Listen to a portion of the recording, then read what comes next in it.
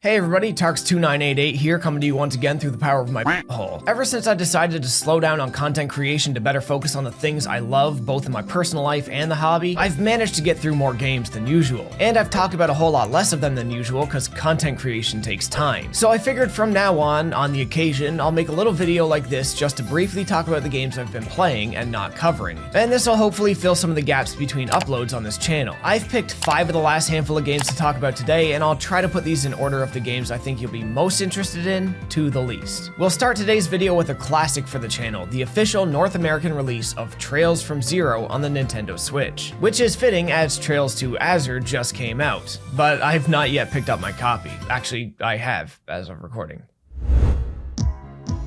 Trails to Zero.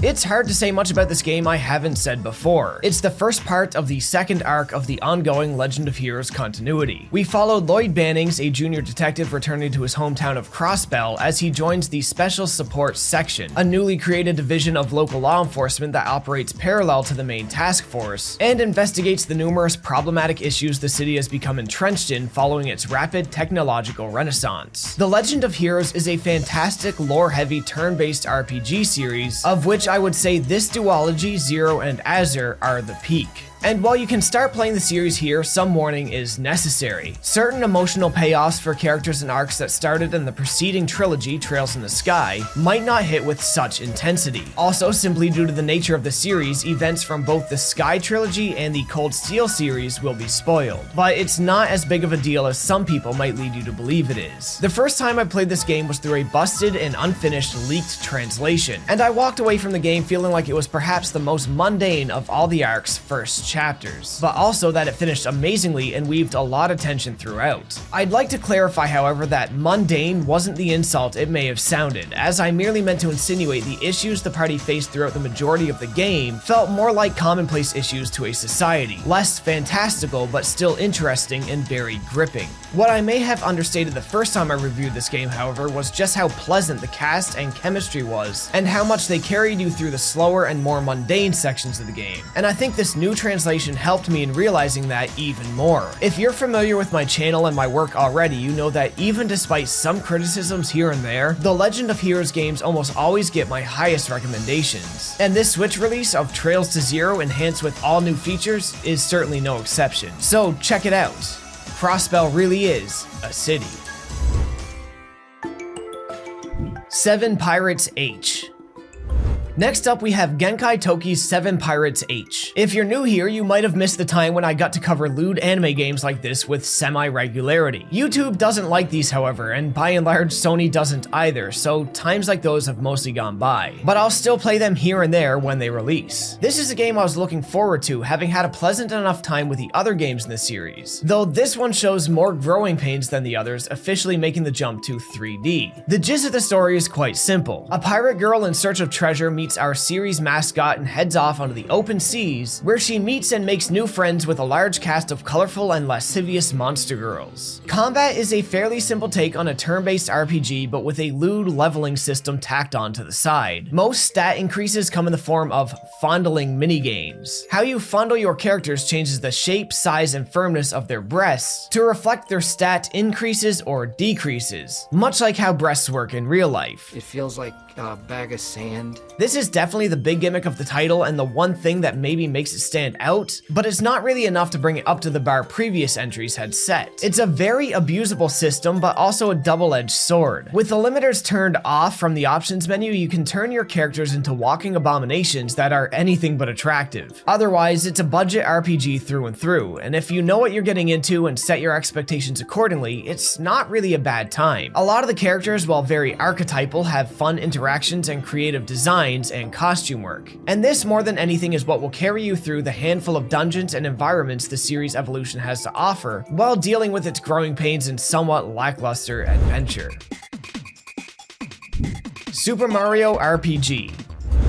I recently done a replay of Super Mario Legend of the Seven Stars emulated on Steam Deck. While I do own this game physically and on the SNES Classic, the convenience and versatility of having it portably without paying for it again cannot be overstated. I'm happy to say that the game largely holds up really well. Story-wise, the princess is missing, no shock, and Bowser is kicked out of his castle by a giant sword with a face. To restore order to the Mushroom Kingdom and solve the mystery of the giant sword, Mario travels from land to land, meeting new people, collecting stars, and taking down baddies. Visually, some of the environments aren't as pretty as I remember, but others, as well as the pre-rendered 3D characters, really make up for the ones that aren't. The game isn't as eye-catching as other pre-rendered games on the SNES, such as Donkey Kong Country Trilogy, but I can say with confidence it's the second best looking pre-rendered RPG on the Super Nintendo. The combat system, utilizing a turn-based format with action prompts and timed button presses to maximize your potential, is as good now as it was then, and the soundtrack, as the kids say, is straight bussin'. This is a game that absolutely oozes charm, and that charm almost effortlessly carries you through to the end of the game. I say almost because the game does feel a little bit longer than necessary, and the pacing in the back third of the game really drags to a crawl, which ultimately lowered how I've always felt about the game since I first played it back in the late 90s. While it's not long by RPG standards, I really did get the feeling it would have benefited if the legend was about 5 stars instead of 7. Still, it's definitely worth a playthrough. If you've never played it before, check it out. The first 2/3 of the game easily make up for the drag in the latter third. Sonic Frontiers.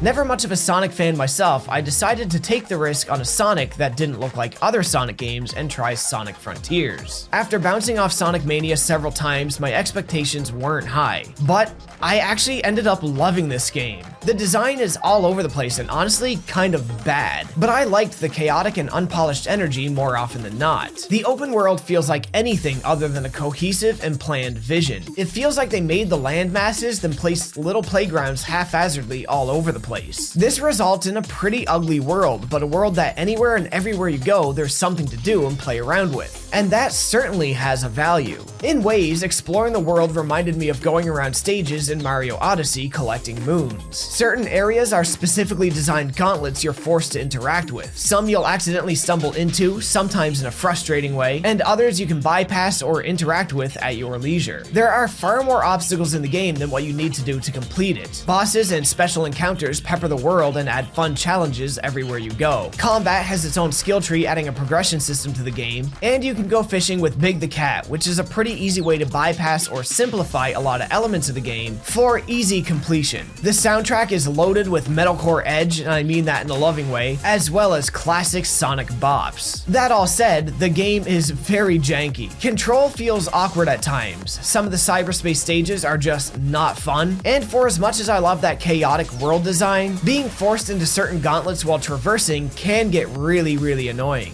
This is a game I beat in a number of days, however, as it was a wildly addictive little romp, even with all of its flaws. In fact, I would say many of its flaws actually helped the appeal of the experience. Sonic Frontiers is a good example of a really fun 7 out of 10 type of experience.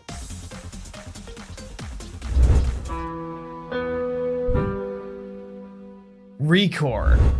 Recore, I'm not going to say much on because I dropped it in 7 hours, but here's my story. I was always curious about this game. I know it reviewed poorly, but I thought for sure, nah, I can probably still appreciate for what it is. My expectations are in line. And after finally getting an Xbox console again with the Series X, I picked it up, gave it a whirl, and man, it's frankly just really boring, to say the absolute least, and I really don't know what I was expecting, but there was just too much damn recoring in the game. Every time you need to do anything in the game, you need to seek out these power cores, transport them, and install them in something. And the further you get into the game, the more cores you need, and the more annoying they become to get. In the short time I spent with it, I found myself frustrated by its control and bored of its design and progression mechanics. The bits of the story they had seemed like a fine foundation, but a shorter, more focused story, better paced, and less repetitive main campaign could have done wonders to improve the experience. But no.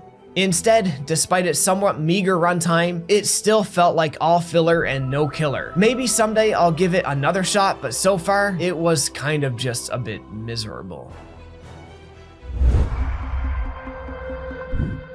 Titanfall 2.